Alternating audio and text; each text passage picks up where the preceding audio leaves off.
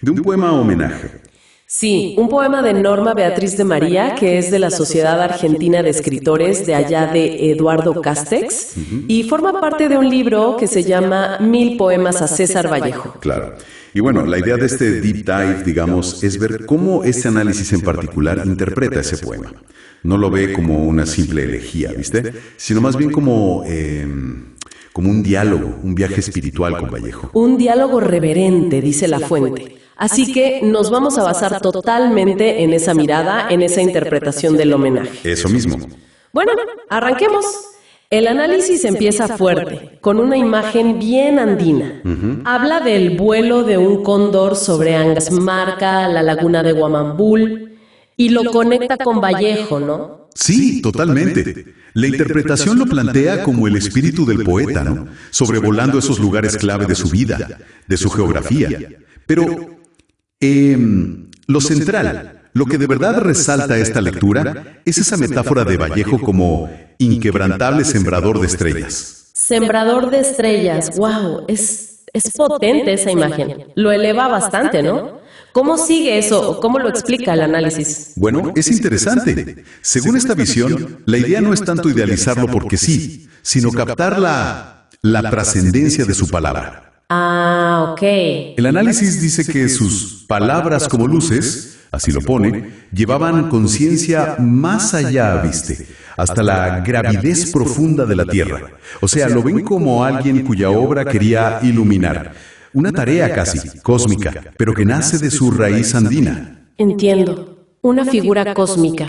Y de ahí este análisis pasa algo central en Vallejo: el dolor. Inevitable. Cita ese verso famosísimo: naciste un día en que Dios estuvo enfermo. Sí, claro. Exacto. ¿Y qué vuelta le da esta interpretación a eso? Bueno, acá está lo particular. Interpreta esa enfermedad de Dios no como algo solo negativo, ¿viste? Sino como la condición que le da a Vallejo un cáliz de sufrimiento.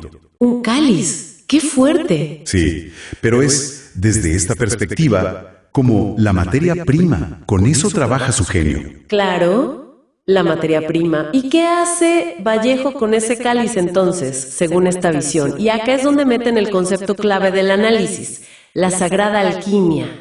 Alquimia sagrada. Ajá. La idea es que Vallejo agarra ese dolor, esa angustia tan profunda, ¿no? Existencial, social, todo, y lo transforma. Lo convierte en poesía que revela verdades humanas universales. Transforma el dolor en luz, digamos. Exacto. La misión que le ve el poema homenaje, según este análisis, fue justamente mostrar que todo el dolor del hombre, así con mayúscula, cabe en el espacio de un poema. Y también, bueno, en una lágrima contra la injusticia. ¡Qué potente! Convertir la herida en palabra que ilumina. Me gusta ese ángulo. Y veo que la lectura también toca lo biográfico, ¿no? Las pérdidas personales. Sí. Se mete con la pérdida de tus dos Marías, que son su madre y María Rosa Sandoval.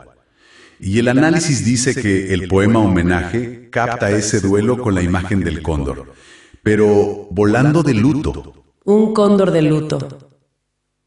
¿Y eso cómo lo interpretan? ¿Como un final? ¿Como silencia? No, al revés. Y eso es clave en esta lectura.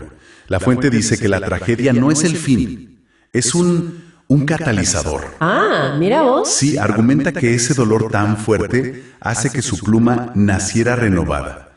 O sea, la pérdida misma impulsa una maduración. Y de ahí sale un poema frutal, como lo llaman. Un fruto que nace de esa experiencia límite. Otra vez la transformación, la pena que renueva. Tiene lógica con lo de la alquimia. Bueno, y llegamos al final del poema homenaje a la postdata. Exacto. El análisis se enfoca mucho en cómo el poema tributo cierra citando esa frase que se le atribuye a Georgette, ¿no? Su esposa, frente a la tumba. He nevado tanto para que duermas. Uf, es tremenda esa frase. Muy íntima. Muy íntima, sí. De un cuidado casi eterno. ¿Y cómo conecta eso la fuente con el legado más grande de Vallejo? Bueno, la lectura resalta cómo la autora del poema, de María, a esa frase tan personal le suma una voz colectiva. Y aún te amamos. Claro, del nosotros. Exacto. Y este análisis conecta ese amor que perdura, que ya no es solo individual, con dos cosas: La genialidad única de Vallejo, la altura insuperable de tu pluma, dice, y su capacidad para tocar la fibra más cruda del sufrimiento. Lo llama el desgarro primordial de la palabra. El desgarro primordial. Entendido. Entonces, si tuviéramos que resumir la visión que nos da este análisis, ¿sería Vallejo como una figura mítica, andina? Un alquimista que transforma el dolor en luz poética. Exacto. Y cuyo espíritu y obra, aunque nacieron del sufrimiento, siguen vivos, ¿no? Siguen sembrando estrellas, usando la metáfora del principio. Y el poema homenaje entonces celebra eso, esa vigencia. Esa es la esencia, sí, la esencia de la interpretación que estuvimos viendo. Una celebración de una voz que surgió del fondo del dolor, pero sigue resonando, sigue iluminando. Y esto me deja pensando en algo, ¿no? Sobre los homenajes mismos y las interpretaciones. Porque este análisis muestra cómo un poema tributo, como este de Norma Beatriz de María, no es que solo honra y ya está. Claro. Sino que activamente dialoga con ese legado que está celebrando. Se mete en la conversación. Totalmente. Y eso nos lleva quizás a una reflexión final, ¿no?